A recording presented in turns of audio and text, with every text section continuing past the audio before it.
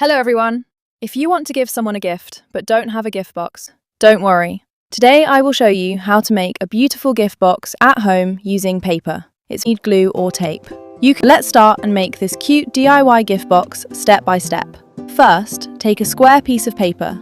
Claw markers for clawful dots. Now fold the paper in half and then fold it again to make clear crease lines in the center.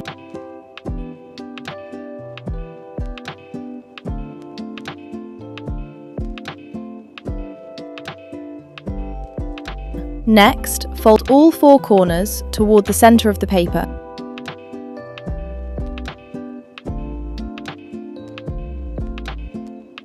After that, fold the two opposite sides inward and press the folds nicely.